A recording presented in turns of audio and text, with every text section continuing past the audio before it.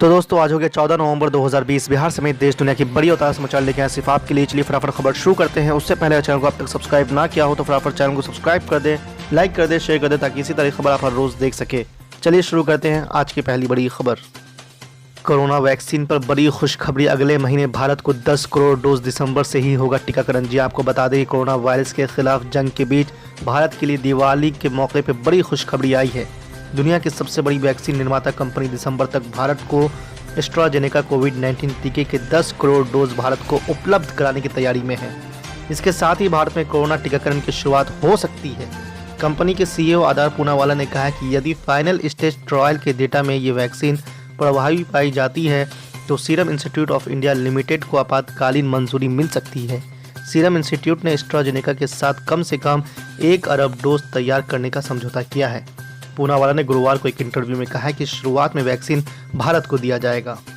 आज की दूसरी बड़ी खबर। बिहार विधानसभा चुनाव में हार के बाद कांग्रेस में विवाद थमने का नाम नहीं ले रहा है। पार्टी के अंदर हार के कारणों की समीक्षा और जिम्मेदारी तय करने की मांग जोर पकड़ रही है। प्रदेश से ताल्लुक रखने वाले कई नेता सार्वजनिक तौर पर आत्मचिंतन की वकालत कर रहे हैं, पर इसकी उम्मीद कम है कि पार्टी कोई सबक लेगी। कांग्रेस के वरिष्ठ नेता ने कहा है कि बिहार में पार्टी लंबे समय से सत्ता से बाहर है, संगठन की स्थिति से सभी वाकिफ है। ऐसे में हार के कारणों पर समिति के गठन की संभावना कम है। पार्टी के वरिष्ठ नेता और बिहार में समन्वय की जिम्मेदारी संभाल रहे रणदीप सुरजेवाला एक रिपोर्ट कांग्रेस अध्यक्ष को सौंप सकते हैं। पार्टी नेता तारिक अनवर ने कांग्रेस के हार पर आत्मचिंतन करने की सलाह दी है। कांग्रेस के कई दूसरे नेता भी मानते हैं कि प्रदेश में हार की जिम्मेदारी तय होनी चाहिए। जब तक जवाबदेही तय नहीं की जाएगी तब तक स्थिति में बदलाव नहीं आएगा। इसके साथ ही प्रदेश नेता चुनाव प्रचार में अलग थलग किए जाने से भी नाराज हैं। आज की तीसरी बड़ी खबर। समाजवादी पार्टी के राष्ट्रीय अध्यक्ष अखिलेश यादव ने कहा कि किसान और नौजवान भाजपा सरकार की गलत नीतियों के चलते गहरी मायूसी में हैं। इनकी दिवाली काली हो गई है, इतने बुरे हालत इनके कभी नहीं रहे। सरकार के तमाम दावे गीले पटाखों की तरह फुस हो गए हैं। गरीब की कहीं सुनी नहीं जा रही है। अब जनता को वर्ष 2022 में होने वाले विधानसभा चुनाव का बेसब्री से इंतजार है, जब वो अपनी तकलीफों का एक एक करके हिसाब लेंगे। अखिलेश यादव ने कहा कि भाजपा सरकार बहकाने के लिए नई नौकरियां देने के दावे चाहे जितने भी कर ले, हकीकत ये है कि नौकरियां मिलने से दूर उनके जाने का खतरा ज़्यादा हो गया है। वर्ल्ड इकोनॉमिक फोरम के ताज़ा सर्वे के अनुसार देश में अगले 12 महीनों में 57% लोगों की नौकरियां जाने की संभावना है। देश के इतिहास में पहली बार भयंकर मंदी आने का अंदेशा है। भाजपा सरकार के खोखले वादों की इस रिपोर्ट में खुलासा होता है। आज की चौथी बड़ी खबर। बिहार में नए जनादेश के अनुसार नई सरकार बनाने से पहले परंपराओं का निर्वहन करते हुए मुख्यमंत्री नीतीश कुमार ने विधानसभा भंग करने की सिफारिश कर दी है। शुक्रवार की शाम कैबिनेट की बैठक के बाद यह फैसला लिया गया। नीतीश कुमार ने वीडियो कॉन्फ्रेंसिंग के जरिए कैबिनेट की बैठक की। 2 मंत्रियों के निधन पर श्रद्धांजलि देने के बाद विधानसभा भंग करने की सिफारिश का प्रस्ताव कैबिनेट में रखा गया। प्रस्ताव को सर्वसम्मति से पारित कर दिया गया। बैठक के तत्काल बाद सीएम नीतीश कुमार अपना इस्तीफा देने राज्यपाल के यहां पहुंच गए। बिहार में राष्ट्रीय जनतांत्रिक गठबंधन की विधानमंडल दल की बैठक 15 नवंबर को होगी और उसमें नए मुख्यमंत्री के तौर पर नीतीश कुमार के नाम पर मोहर लगेगी। आज की पांचवी बड़ी खबर। ऑल इंडिया मजलिस इत्तेहादुल मुस्लिमीन का बिहार में ऐतिहासिक जीत को लेकर पहली दफा आया अकबरुद्दीन ओवैसी का बड़ा बयान। जब दुनिया किसी को नीचा दिखाना चाहती है और अल्लाह उसको ऊंचा करना चाहता है उस वक्त, और अल्लाह दूसरी मर्तबा उस वक्त मुस्कुराता है जब अल्लाह किसी को नीचा दिखाना चाहता है और दुनिया उसको उठाना चाहती है। तो इन दो वक्त अल्लाह मुस्कुराता है। मजलिस को नीचा दिखाने वालों, तुम कोशिश करते रहे, अल्लाह मुस्कुराता रहा और हमको नवाजता गया। हम आगे बढ़ते गए और हमारे ऊपर एतमाद आवाम का बहाल होता रहा।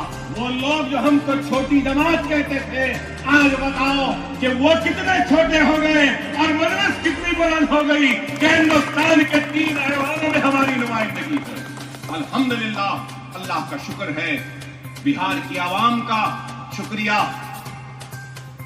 और बिहार में 9 मुंतखबा मजलिस के अराकीन असेंबली को दिल की गहराइयों से मुबारकबाद देता हूं और उम्मीद करता हूं कि यह एतमाद का सिलसिला और आगे बढ़ेगा और हम कामयाब और कामरान होते रहेंगे। मगर मैं आपसे यही कहूंगा कि जो लोग आज हम पे तनकीद करते हैं या हम पे इल्जाम लगाते हैं, मैं उनसे पूछना चाहता हूं, क्या तुमने इतना काम किया?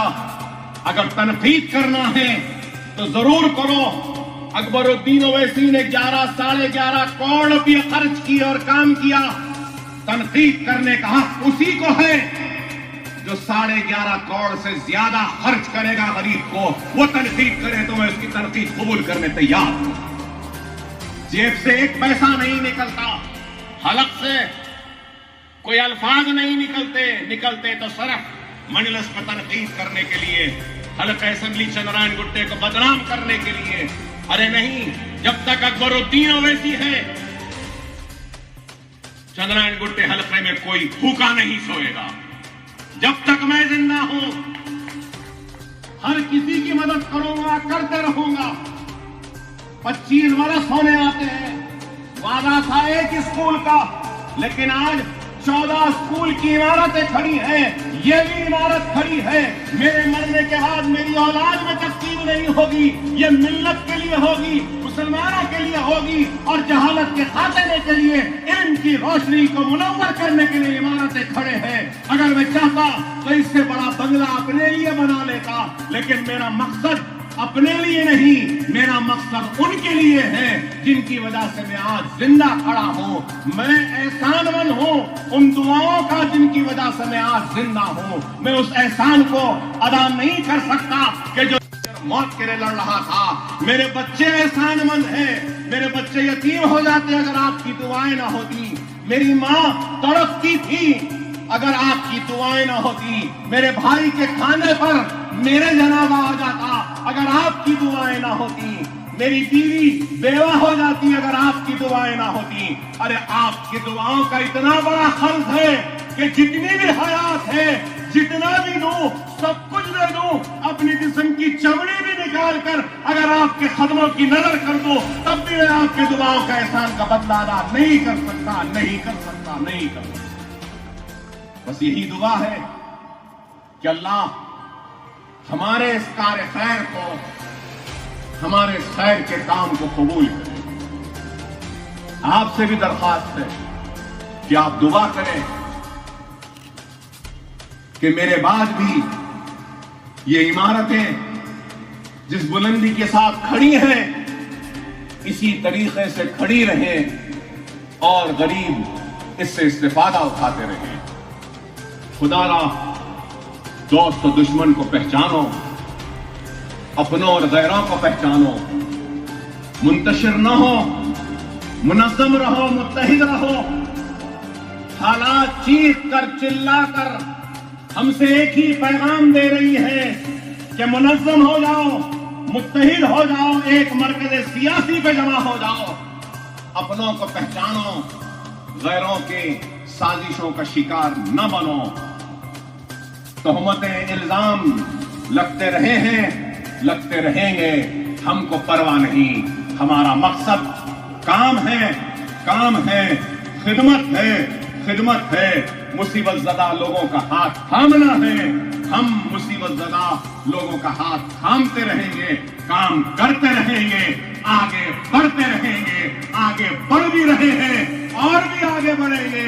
اور آخر میں صدر کل مجلس اتحاد المسلمین بیرسٹر اسد الدین اویسی صاحب, موجود رکن پارلیمنٹ و نقیب ملت, حلقہ اسمبلی چندرائن گٹے کے کارپوریٹر, سرگرم کارکن, صدر و معتمدین اور چندرائن گٹے کی عوام کی جانب سے پرخلوص مبارکبادی پیش کرتا ہوں کہ بہار کی غیر معمولی تاریخ ساز کامیابی, ہندوستان کی سیاست میں یہ کامیابی ایک نئی تاریخ لکھے گی اور دنیا دیکھے گی. مجلس اتحاد المسلمین سارے ہندوستان میں اپنے پرچم کو گاڑے گی, خدمت کرے گی. اور وہ لوگ جو 70 برس سے نظر انداز ہوئے, ہم ان لوگوں کی نمائندہ بن کر ان کے امید پہ کامیاب اتریں گے, ان کی توقعات پہ اتریں گے. ہماری جانب سے جو خدمات ہے وہ کریں گے. اللہ ہم سے کام لے رہا ہے. اب اللہ 2 مرتبہ مسکراتا ہے. ایک مرتبہ اس وقت جب دنیا کسی کو نیچا دکھانا چاہتی ہے اور اللہ اس کو اونچا کرنا چاہتا ہے, اس وقت. اور اللہ دوسری مرتبہ اس وقت مسکراتا ہے جب اللہ کسی کو نیچا دکھانا چاہتا ہے اور دنیا اس کو اٹھانا چاہتی ہے.